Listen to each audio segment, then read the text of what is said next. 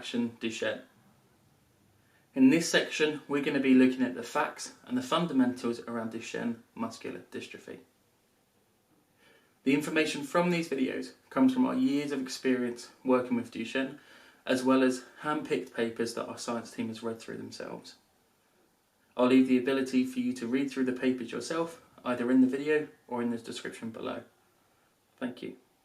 And so now I think we should explain what Duchenne muscular dystrophy is, but could you do that in simple language and just to add a little bit of complex information that you could find in the internet? I think that would be quite helpful. Yeah.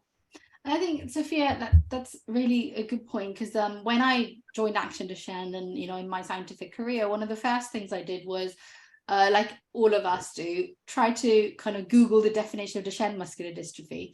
And I was quite surprised at how much information there was, but how complex it was. I mean, much like the condition itself. But it makes it really hard to understand what the actual condition is. So what I'm going to try to attempt to do, hopefully successfully, is to break up the definition, to kind of explain what is it that we mean when we say Duchenne muscular dystrophy. Yeah, I think that's a really good idea. Yeah, thank you. So basically, one of the kind of key take-home points with the condition is, and that comes across all the papers and the papers we've highlighted at the beginning as well, is that Duchenne muscular dystrophy is a severe but rare progressive condition. It's relatively rare, and it's ever changing, which is progressive and ever increasing in intensity.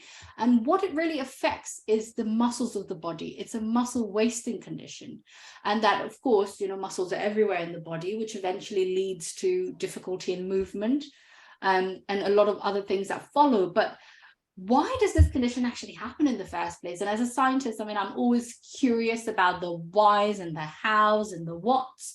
And I try to find out whether it's based on where you live, or it's your ethnicity, or what you eat. But Duchenne muscular dystrophy is caused by changes in your gene, or as scientists like to call it, mutations in the gene. So gene is basically essentially the recipe manual of everything that makes you who you are.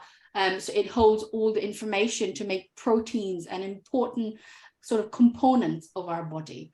And in this case, the gene that makes a very important structural protein of the muscle is affected. So this protein is called dystrophin. And dystrophin is very, very important in the functioning of a healthy muscle, the movement of the muscle. So when you've changed the recipe of it, it actually does not lead to production of this important protein, and that can lead to sort of muscle wasting, resulting in sort of muscle tissue loss and function over time. And in a nutshell, that is what Duchenne muscular dystrophy is. Wow, thank you very much. Here at Action Duchenne, we are committed to inform, but also support you through your Duchenne journey. If you'd like to talk about anything raised in this video, please feel free to contact us on 07535 498 506, or alternatively email us at info@actionduchenne.org. Thank you.